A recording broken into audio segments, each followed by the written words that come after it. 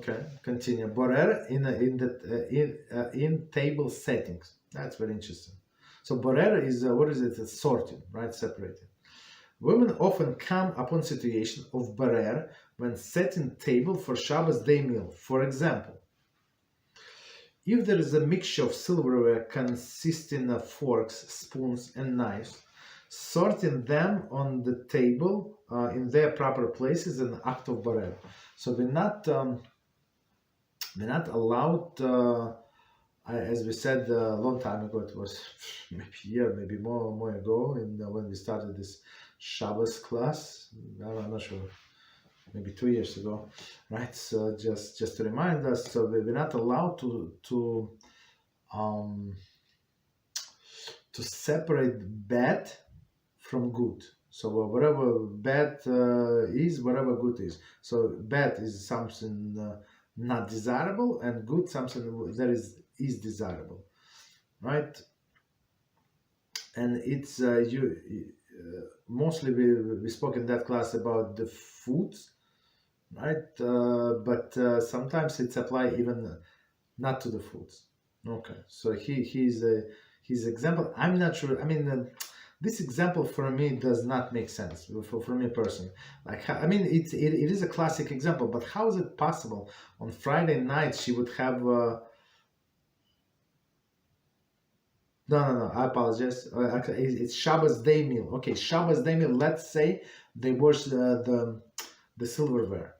Okay, that's the example. So I apologize. So for Friday night, it's impossible. Like you have a mess from the last week. Okay, but let's say they wash the silverware and they like in one bunch, right? You put it in some cup or wherever you dry your silverware, right? And now, so it is considered to be mixed, right? And sorting them on the table in their proper place is an act of borer. This would be permitted only if it's done for immediate use. Therefore, it is forbidden to set a table in a borer fashion and then go to shul, since there is a considerable lapse of time between setting the table and using the silverware. A woman who wants to go to shul after setting the table should be careful to completely avoid the borer action. Okay, I mean, he said it in several sentences, but so some things.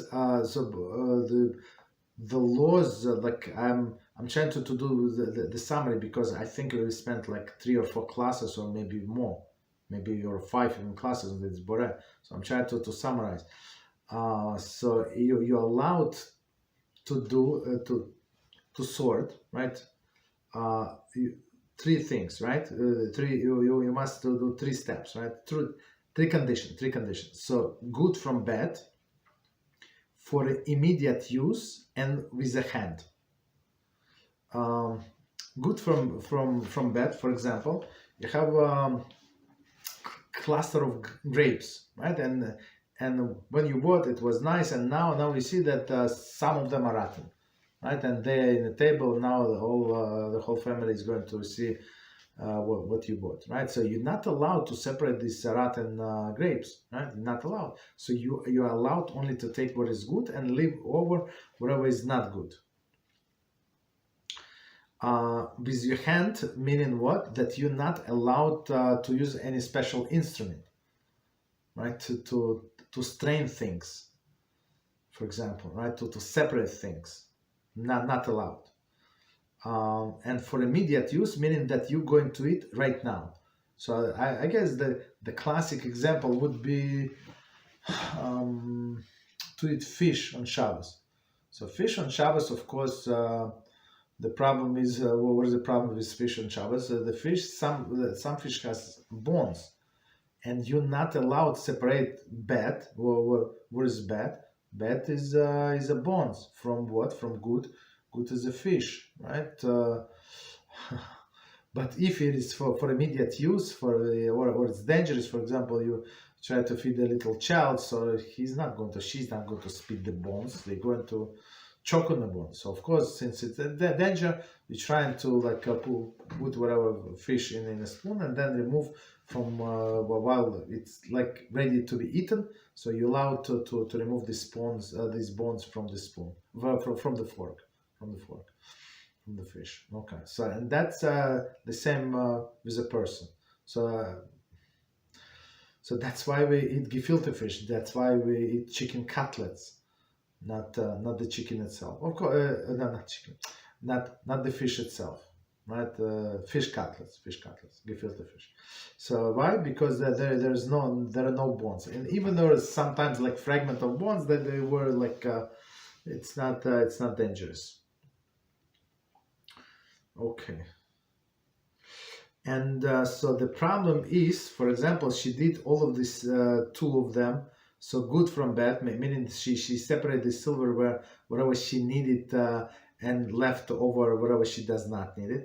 And she did it with a hand, meaning without special instrument, of course, silverware with a hand, but she did not do it for immediate use. So immediate use is right before the meal. What is right before the meal?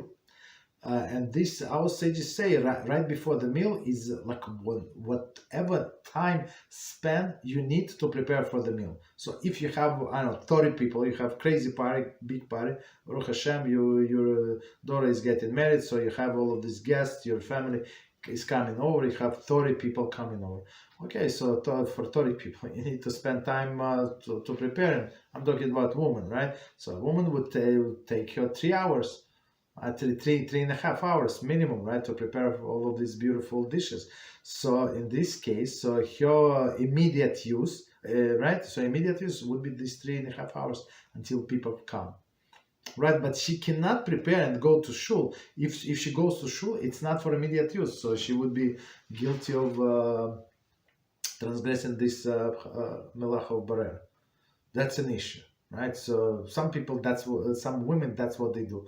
They usually show up like closer to the musaf. That's the problem. I mean, if she did not prepare in the house or she did not do any borer, there is no problem whatsoever. Let's say she had everything in a refrigerator and it's just salads, like covered with a plastic. Just take them out, put it on a table. There is no problem. All the foods, like whatever in the cholent or soup, whatever is cooking there is no problem.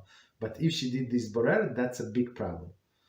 Even though borer is allowed, like for example, she was peeling cucumbers, right? Or she was peeling eggs. Act of borer.